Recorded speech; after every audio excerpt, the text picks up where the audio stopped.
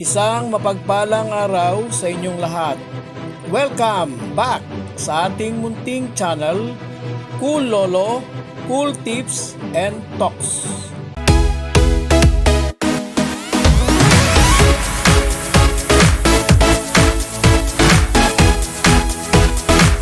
July 16, 2025, Wednesday racing. Starting time ng karera, 5 p.m. alas 5 ng hapon. Meron tayong 7 races. Yung race 1 at race 3, 1,400 meter distance. At yung race 2, race 4, 5, 6 at 7 ay 1,200 meter distance. Last Sunday ay kumusta po ang inyong racing days? May mga sorpresang nanalo, hindi na kumpleto ang Triple Crown winner. Natalo si Binalot EU.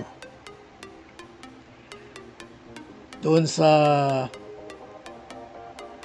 third leg Triple Crown, humble observation ko po mas malakas, matindi ang naging pacing kaysa ron sa first leg at second leg. Marahil dahil mahaba ang distansya, 200 meter, ay ganun na nga, no?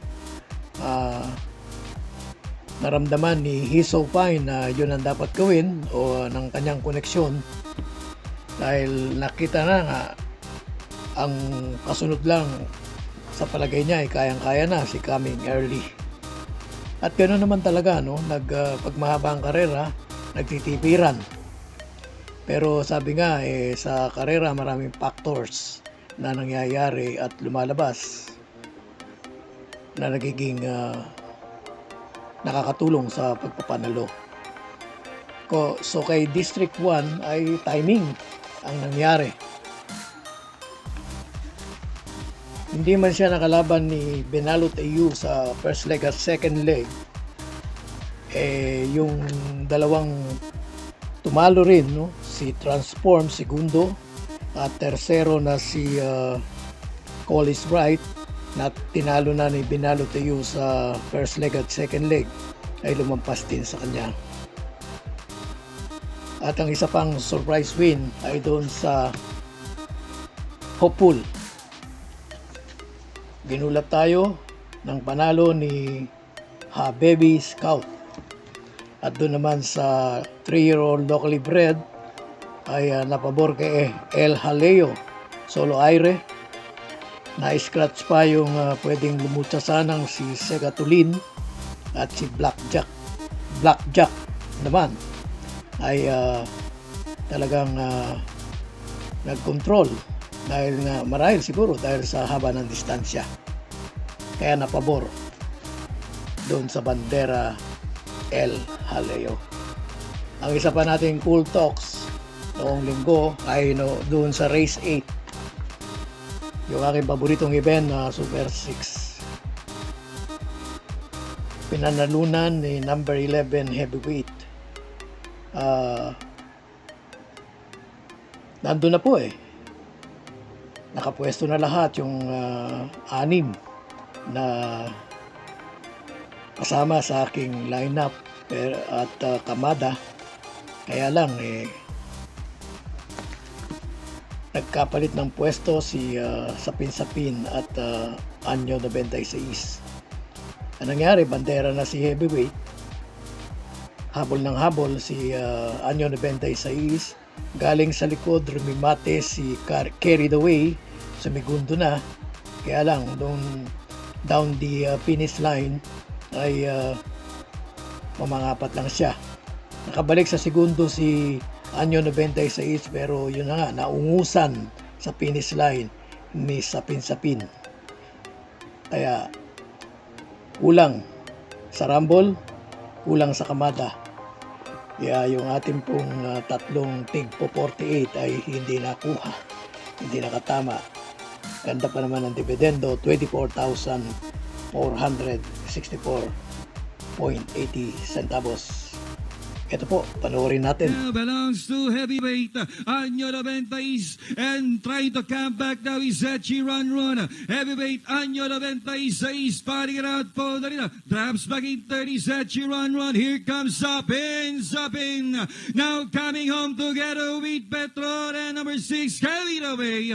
And down the stretch they come, bunch of runners. And now fighting it out for the lead. Heavyweight is still a pace setter, carried away down on the inside. Petron, Año 96, Sapin, also moving up, heavyweight, carried away, Sapin, moving up, and finally, heavyweight wins the last race against Sapin, close, Petron, Año 96.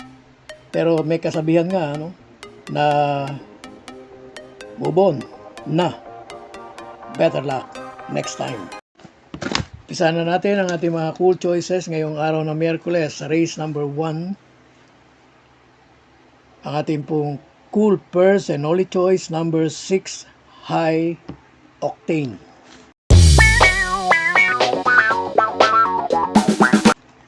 Race 2, first choice natin number 5, Barek na. Second choice number 6, Bumabaga. Race 3, first choice number 5, Supreme Dynasty. Second choice number 2, The King's Charms.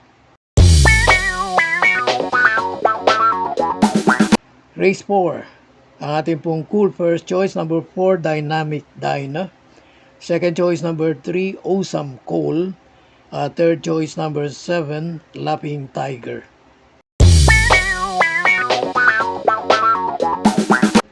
Sa race number 5, ang ating pong cool first choice number 6, Maybell. At second choice number 2, War Chief. Tayo sa race 6. First choice natin, number 6, G-Sculpt.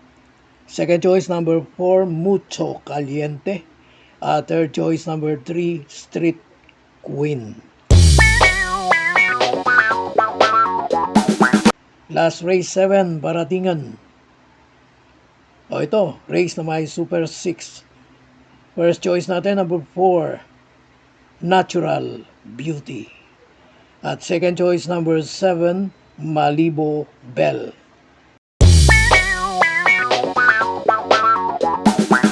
God bless to all. Thank you for watching. Don't forget to like, share, and subscribe. At pakikalagit na rin ang notification bell para maging updated sa lahat ng video. Hinay-hinay lang po sa pagtaya. Sana tumama tayo. Thank you!